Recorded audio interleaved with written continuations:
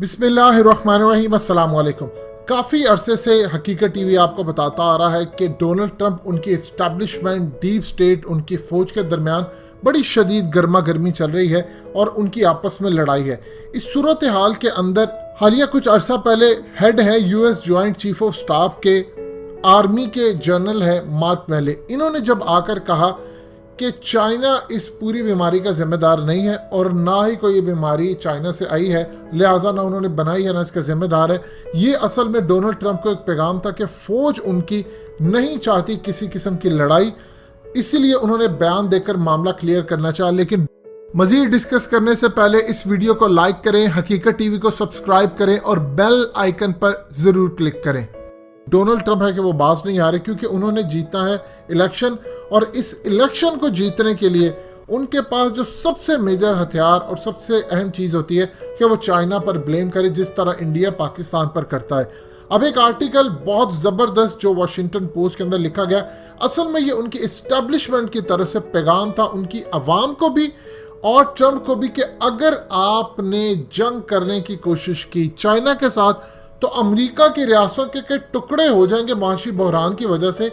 लेकिन उससे ज़्यादा बड़ी बात है कि अमेरिका ये जंग बड़ी बुरी तरह हार जाएगा। वो क्या चीज़ें उन्होंने कही, किस तरह चाइना के साथ लड़ाई होगी, पाकिस्तान का भी इसमें क्या किरदार हो सकता है, ज़रा समझ लीजिए। उन्होंने कहा कि अगर तो अमेरिकन तमाम लोग समझते हैं, जिसमें ट्रंप भी शामिल है या दूसरे भी, कि $1 ट्रिलियन हर साल का अपनी फौज डिफेंस पर लगाने से हम चाइना को हरा पाएंगे, तो ये हमारी सबसे बड़ी भूल है। अमेरिका का एक रिकॉर्ड रहा है कि वो कभी चाइना से नहीं जीता। हमने बड़ी कोशिश की हर लिहाज से, चाहे मीडिया के जरिए लड़ाई लड़ने की कोशिश की हो, दूसरे मुल्कों को साथ मिलाने की, लेकिन हमेशा हमें रुसवाई का सामना करना पड़ा।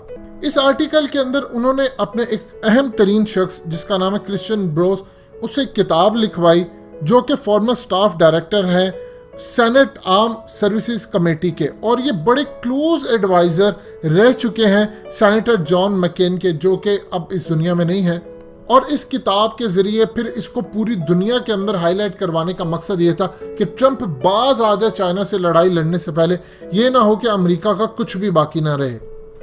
वो कहते हैं कि चाइना के पास इतनी टेक्नोलॉजी है, मिसाल उन्होंने दी कि हमारा जो जासूसी और कम्युनिकेशन सैटेलाइट सिस्टम है वो बुरी तरह डिसेबल हो जाएगा। ये कैसे होगा?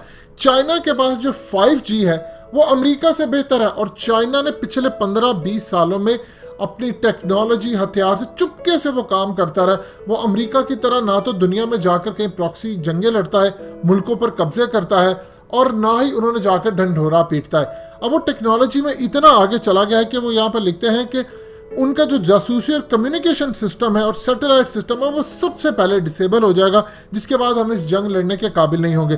फिर जापान और गुआम में, चूंकि साउथ चाइना के अंदर जो उनकी बेसिस है वो बुरी तरह चाइना के मिसाइल से तबाह हो जाएगी, और उनके एयरक्राफ्ट जो कैरियर है वो बुरी तरह चाइना के हमलों से बचने के लिए, अपनी जान बचाने के लिए भागेंगे, और हमारे F-35 किसी भी सूरत चाइना का मुकाबला नहीं कर पाएंगे।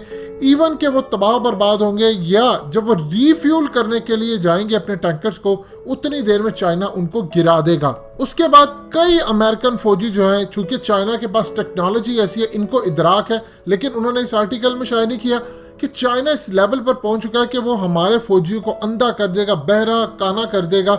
लिहाजा इस तमाम सूरत हाल के अंदर अवॉइड करें। और उन्होंने कहा कि कांग्रेस के अंदर अमेरिका की लॉबी बैठी होती है जो महंगे तरीन हथियार खरीदते हैं, यानी लॉकहीड मार्टिन से खरीदते हैं। इसको ट्रंप देखे, ये हमारे पास लॉकडाउन एक बड़ी नेमत आई है कि इसमें बैठकर हम अपनी पॉलिसी को रिवाइज करें, ना कि हम चाइना के साथ लड़ने की तैयारी करें। हम लड़ेंगे तो बचेगा कुछ भी नहीं हमारा। अगर चाइना के साथ जंग होती है अमेरिका की, तो असल में जब इतनी सारी तबाही अमेरिका की आएगी तो उनकी वहां पर स्टॉक मार्केट्स क्रैश कर जाएंगे, इन्वेस्टर्स भाग जाएंगे, पूरी तरह अमेरिका के अंदर एक माशी बहरान आ जाएगा, जिससे बहुत सारी रियासतें बगावत पर उतर आएंगी। जब वो बगावत पर उतरती हैं तो अमेरिका हो या कोई भी मुल्क, उसके टूटने के आसार हो जाते हैं। क्योंकि ये अफगानिस्तान नहीं है। अभी हाल ही के अंदर चाइना एक बड़ा खुफिया पैगाम अमेरिका को दे चुका है कि ना तो हम इराक है, ना हम अफगानिस्तान है, और ना ही कोई और मुल्क। इवन कि अफगानिस्तान में आने के लिए उसको पाकिस्तान के अड्डों की ज़रूरत थी। वो अलग बात है कि बाद में अमेरिकन इस्टेब्लिशमेंट, CIA और डीप स्टेट, इन्होंने पूरी दुनिया में प्रोपेगेंडा किया और इन्होंने इल्ज़ाम लगाया कि ISI ने खुफिया मदद की है अफगान तालिबान की और इन्हीं की वजह से हमें शिकस्त हुई है, वरना हमें कभी शिकस्त ना होती। इन्होंने हमारा साथ लिया, डबल क्रॉस किया, फिर उन्होंने मुशर्रफ के ऊपर डबल क्रॉस डॉक्यूमेंट्री भी बनाई और कहा कि असल में तो आईएसआई की यहाँ पर जीत हुई है, लिहाजा इस तमाम सूरत हाल में हम कभी भी नहीं जीत सकते अगर इस तरह पाकिस्तान की फौज और आईएसआई काम करे। आपको याद होगा कि ट्रंप जब आया था तो उसने आते साथ ही कहा था कि पाकिस्तान ने हमेशा हमें बेवकूफ़ बनाया, 33 अरब डॉलर्स हमारा खा गए हैं और हमें ही अंदर खाते मारते रहे हैं। ये इस वक्त की सूरत हाल है।